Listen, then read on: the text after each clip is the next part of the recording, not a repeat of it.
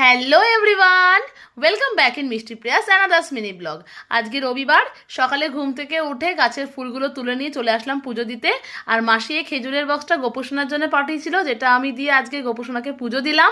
আজকে আমার বার্থডে, আর আমার বার্থডে উপলক্ষে মাসি আমাকে এই জামাটা গিফট করেছে। তারপর তো আমরা সকালে চা বিস্কিট নিয়ে বসেছিলাম। দেন সকালের ব্রেকফাস্টে ছিল চাউমিন। এটা হলো মিষ্টি প্রিয়ার ইচ্ছে পূরণ ঘর, যেটা কিছু টেকনিক্যাল কারণে তোমাদের সাথে শেয়ার করতে পারিনি।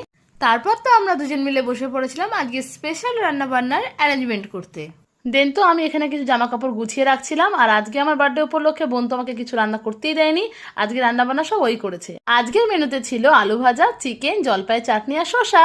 এটা তো মাসিমণি বর্দি ভাইকে বার্থডে গিফট দিয়েছে, কিন্তু মাসিমণি তো ঘুরতে গেছে, তাই আমাকে বলেছে বর্দি ভাইকে পরিয়ে দিতে। মাসিমণির হয়ে আমি গিফটটা পরিয়ে দিলাম।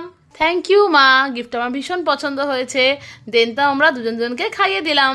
দেন তো বিকালে ঘুম থেকে উঠে দেখি আমার বার্থডে সেলিব্রেশনের জন্য ওরা এই ঘরটা সুন্দর করে সাজাতে শুরু করে দিয়েছে। তারপর তো আমি রেডি হয়ে বসে পড়লাম এখানে কেক কাটিং করতে। আজকের দিনটা সবার সাথে ভীষণ আনন্দ করে কাটিয়েছি। আর এই সেলিব্রেশনটা বিষয়ে তো আমি একেবারে কিছু জানতাম না, যেটা ছিল আমার কাছে পুরোটাই surprise. Thank you so much everyone for this surprise. আজকের মতো এইটুকুই, দেখা হবে পরের কোনো মিনি ব্লগে।